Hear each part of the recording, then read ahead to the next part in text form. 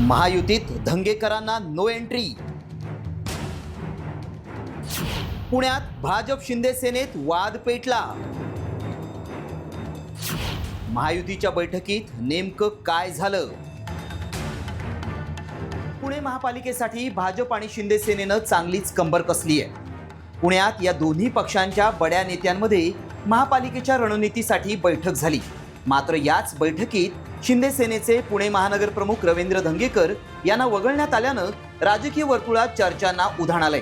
अशातच ही फक्त पक्षातील उच्चस्तरीय नेत्यांची बैठक होती असं विधान शिंदे सेनेच्या विजय शिवतारेंनी केलंय।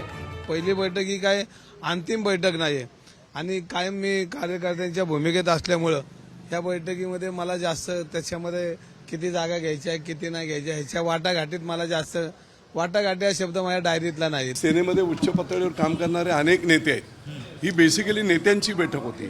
चंद्रकांत दादा होते, नीलमताई होते। मी तुम्हाला तेच सांगतो, काही गोष्टी ह्या विचाराने ठरवल्या जातात, त्या पद्धतीने आम्ही ते घेतलेले ते निर्णय आहेत। भाजप आणि शिंदे सेनेच्या याच बैठकीआधी रवींद्र धंगेकरांनी पुणे महापालिकेसाठी शिंदे सेना 165 जागा लढवण्याच्या तयारीत असल्याचा दावा केला होता। इतकंच काय तर धंगेकरांनी स्वबळाचा नारा दिल्यानं भाजपच्या दबावामुळेच धंगेकरांना निर्णय प्रक्रियेतून दूर ठेवण्यात आल्याचं बोललं जातंय। दावा करत नाहीये, 165 उमेदवार आमच्याकडे तयार आहेत। युतीची बोलणी होणार आहे, त्या युतीच्या बोलणीमध्ये एकनाथ शिंदे साहेब निर्णय घेणार आहेत। आज आपण बघितलं तर प्रत्येक प्रभागामध्ये आमच्याकडे 10-12 उमेदवार इच्छुक आहेत आणि आम्ही 165 कार्यकर्त्यांचा अहवाल हा शिंदे साहेबांकडे पोहोचवणार आहे। दुसरीकडे धंगेकरांना डावलण्यामागे केवळ जागा वाटप हेच कारण नसून जैन बोर्डिंग हाऊस प्रकरणाची वादाची किनारही त्याला आहे।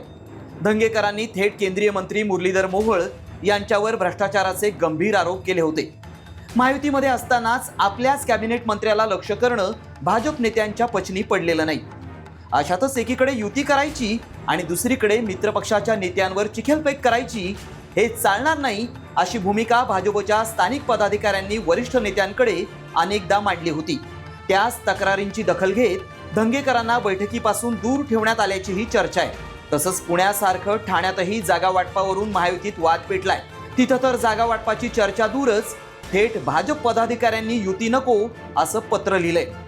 मात्र पुण्यात आणि ठाण्यात जागा वाटपाच्या या संघर्षात कार्यकर्त्यांची मनं राखत निवडणूक एकत्र लढणं महायुतीसाठी मोठं आव्हान ठरणार आहे। सागर आव्हाड, साम टीव्ही न्यूज, पुणे।